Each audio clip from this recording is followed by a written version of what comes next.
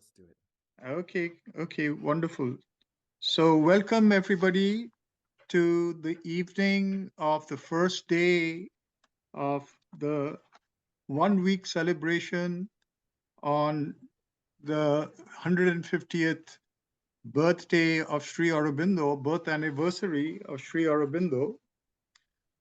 We've called it the pioneer of integral consciousness.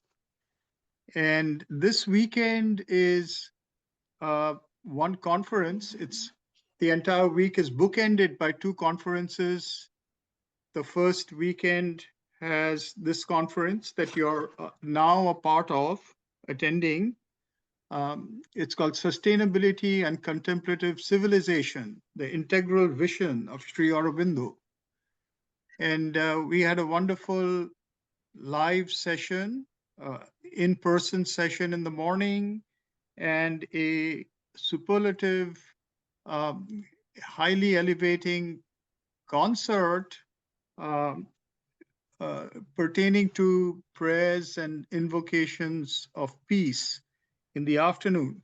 So the day continues with this session, which, though it is online, is promises to be equally elevating and informative, given the topics and the persons that are presenting them. So without further ado, I will turn it over to Miriam, who will start us off. This is a conference for contemplative civilization. So we actually have some contemplative praxis or contemplative presentation at the beginning and end of each of our sessions. And today's session, this evening's session, starts with Miriam Belov, who will be giving us a taste of what contemplative civilization is all about through a meditative exercise. To turn it over to Miriam, and after that, Jonathan will moderate this session. Thanks, you. And sorry, Miriam, I'm just going to read your biography just before you start.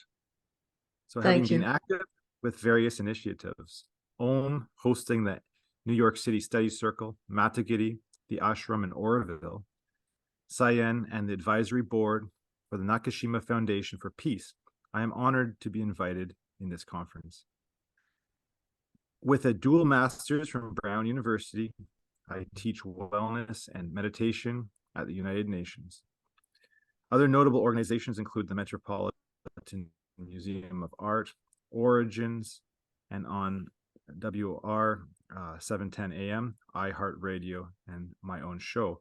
Deeply inspired, I created the audio download Embracing Earth, a #1 best-selling author, certified Reiki master teacher, intuitive, pioneering expert, speaker, and the Keep Calm mentor. I'm grateful that my skill set is of service in these evolutionary times we find ourselves. So that's in our brochure. Thank you so much, Miriam. Turn it over to you now.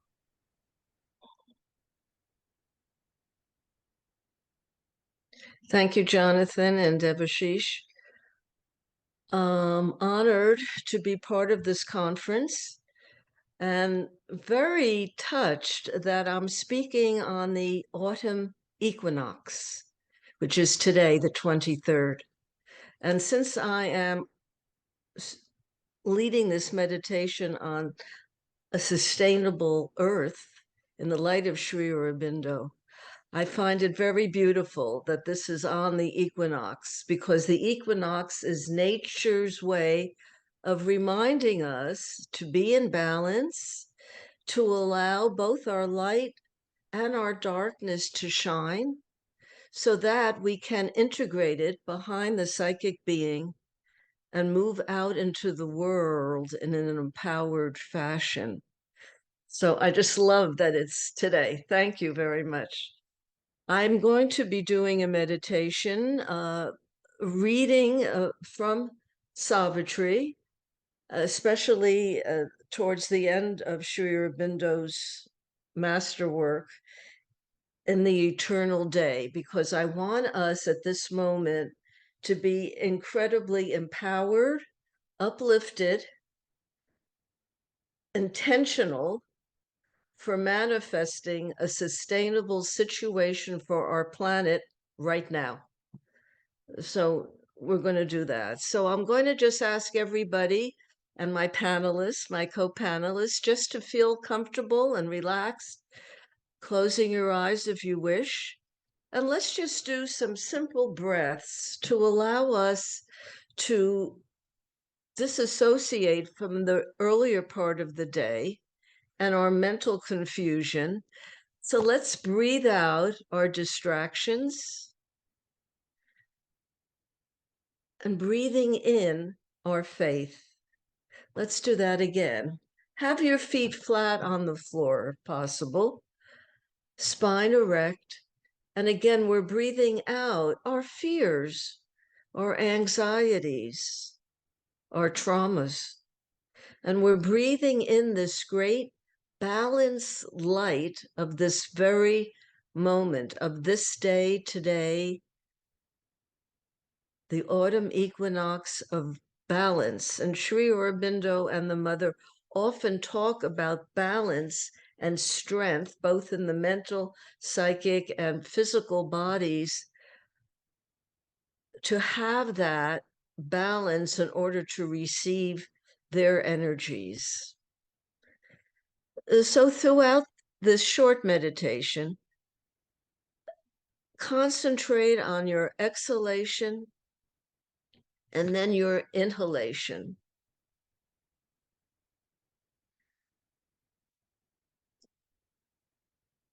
Savitri, the eternal day. As Sri Aurobindo writes, earth shall be my work chamber and my house, my garden of life to plant a seed divine. And when all thy work in human time is done, the mind of earth shall be a home of light. The life of earth, a tree growing towards heaven. The body of earth, a tabernacle of God. So we see that he has written in this glorious epic poem the fact that the earth will be and is sustainable, that we can see our aspirations, affecting and dissipating this climate crisis that we are in. We want to release the negative energies and bring in and make room for all this positive light that both Mother and Sri Aurobindo worked towards their whole lives, and then after they dropped their bodies. This light, which he called the supramental light, assures us that the earth indeed will continue. In fact, he says in one of his writings that our planet is the center of the psychic being's evolution.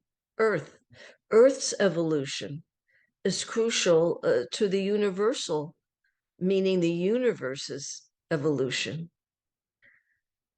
So we are very fortunate and blessed to have this knowledge and experience. Again, let us first individually, again, breathing out our distractions and our fears. And in this very moment, breathing in this light and nature's balance on this very auspicious day. Sink into your stillness. Feel the spaces between your breath, between the exhalation and your inhalation.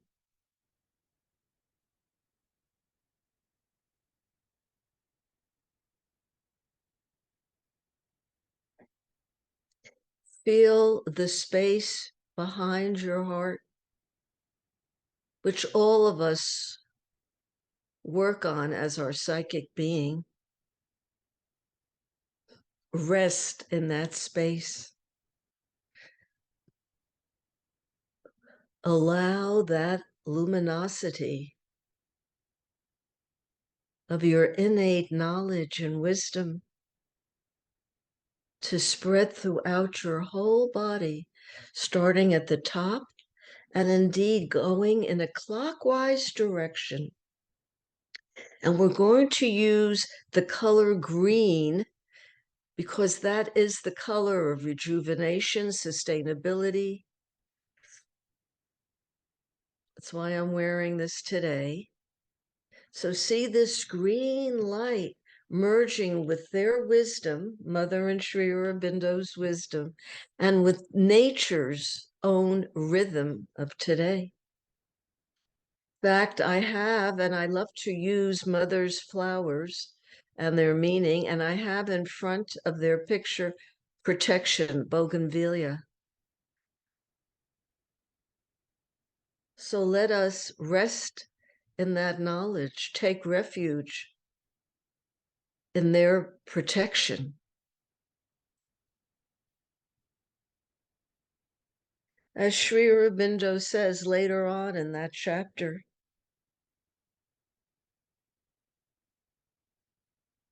then in the process of evolving time, all shall be drawn into a single plan.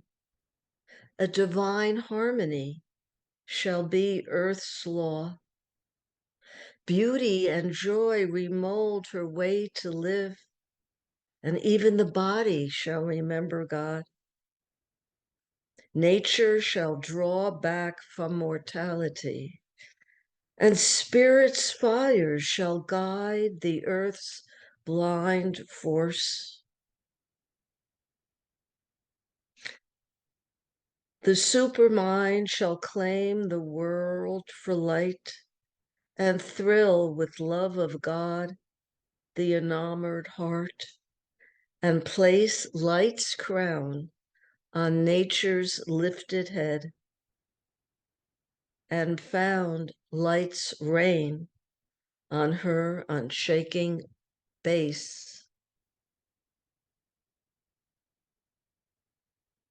This light sustains the earth and will indeed create a more sustainable earth for all sentient beings, for rivers, water, sky, earth, the old rainforests, the redwoods, the sacred groves of Kyoto,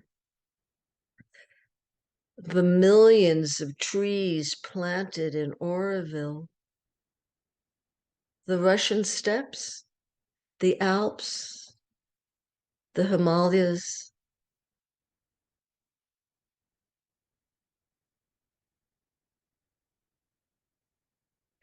All earth shall be the spirit's manifest home, hidden no more by the body and the life, hidden no more by the mind's ignorance. An unerring hand shall shape event and act. The spirit's eye shall look through nature's eyes. The spirit's force shall occupy nature's force. The world shall be God's visible garden house. The earth shall be a field and a camp of God. And as we have each individually now centered ourselves in their light, in nature's light, let us from our psychic beings, from our heart space, send in a clockwise direction around sweet earth, this green heart beam, this green love and aspiration and descent from above in a clockwise direction, So I'm in northeastern America. So I send this now to San Francisco, and then Hawaii, Kyoto, and now to Pondicherry, to the ashram, to Aurobindo, Matra Mandir, connecting to that crystal that Mother placed there. And then the Middle East, and again into Russia and Europe, North Africa, all of Africa, across the Atlantic and back. So we circled the globe, again, starting now from the north, all around sweet earth to below the South Pole, permeating all sentient beings, all of nature's creation. Allow me to end with the final quote from Savitri.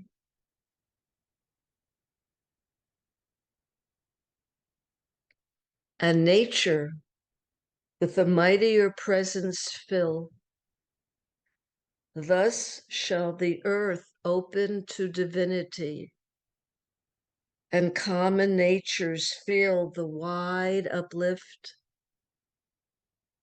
illumine common acts with the Spirit's ray, and meet the deity in common things.